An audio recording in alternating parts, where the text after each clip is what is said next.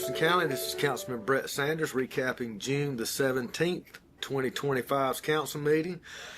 Tonight, third reading, we had a little over a half-acre piece of property off of Michelin Boulevard that we had donated to Tri-County Tech to adjoin a piece of property that they have to build an automotive, diesel, mechanic, and truck driving school. And the good thing about that is they're starting an apprentice program that will be working with our fleet services, so it will help us to retain or actually hire diesel mechanics. I know there's a strong demand for them, and that's one of our struggling areas. So I think that'll be a good partnership with Tri-County Tech to fulfill a need and also to help our citizens in Anderson County to find career opportunities with the county. You know, Anderson County is a great county. We got great pay. We got good benefits. So hopefully that will be a win-win for both parties involved. And Tri-County Tech's in your district, and it has been a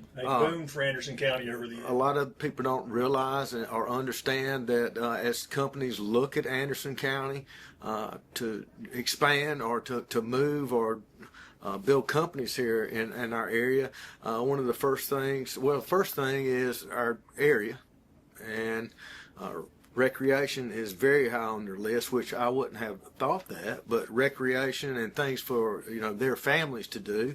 And second is skilled workforce. And you've got Tri-County Tech up there turning out, quality students, and it really makes the recruitment process a little easier when you have not only Tri-County Tech, but we can't forget Clemson University, Anderson University.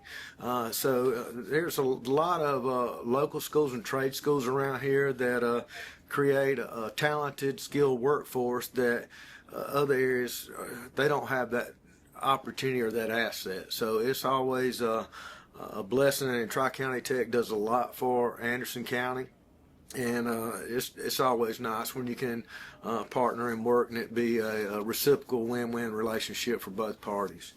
Also tonight we on our Honor for Heroes, which is over here at the old McCant School for us old local folks. They actually have an office over there, and we just extended a lease to give them that space over there, and they'll continue to do their work. And finally tonight we had third reading on our capital budget for 25-26, and we got a balanced budget. There was no tax increase on our part. So that's 17 years without a tax increase. That's always good. But this budget this year was a little different, and I called it our law enforcement budget and public safety budget. So basically we continued the sheriff's pay plan. They have their own pay plan and their hierarchy or their scale, so to speak, and we continue to support that, and there's an additional $1.425 million, $1.415, including benefits. So always glad that we can help our sheriff's department and keep public safety as a primary concern for our citizens here in Anderson County. We also increased our solicitor's budget. Our new solicitor, Mike Black's doing a tremendous job. So I think his budget was increased $700,000, so it was approximately $2.6 million a year. And a lot of people don't understand that building a case and the detective side, the private detective side, and all the things that go hand in hand with getting a case to actually convict the case. So he's doing a great job. I think you're going to continue to see more cases prosecuted as we move forward into coming year or coming budget year. We also provided for our debt service for the new detention center. So that was part of it. Tri-County Tech had a 3/10 of a mil increase. Basically what that does is I think Oconee, Pickens County, they all have their share, and that 3/10 of a mil point that the county that come from Anderson County helped match our part of what we do, and that helps to keep the tuition down for the citizens of Anderson County that actually attend Tri-County Tech. And as I said earlier, you know, Tri-County Tech's a tremendous asset, and if we can keep those people trained and educated and make them a viable candidate for the workforce, and I think that's going to continue just to be, like I said earlier, a win-win relationship for both parties involved and for our county. The library had their request in there, took normal request, it was granted, and we also had some capital for our fleet maintenance, our fleet management, which you know, we have everything's on like a stair step thing, so you don't have, you know, 50 deputy cars that you got to go buy all at one time. So they're on. We've actually got them into a system or process where certain amounts get replaced over a certain time, and it's not it doesn't hit us all at one time. So that was also funded.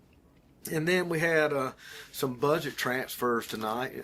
Nothing crazy, but what the main thing was, you know, our population in our jail. I think we had over 526 inmates in our jail, and I think a lot of people don't understand that you know, the food costs increase, and there was like $125,000 transfer to get us through the end of the fiscal year, and that's basically you know, we budget $64,200 on food, and I think it ended up being here now we're at over $75,200 a month just to provide meals, and a lot of that was inflationary costs plus the increase in the number of inmates.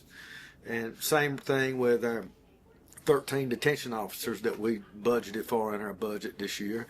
And you know, it's not something where you go, we'll hire X number and that'll be fine. No, it is it's based on the population of the people that you have in the jail, and the state comes in and they audit and they determine how many officers you have to have. And I'll give Captain Baker credit.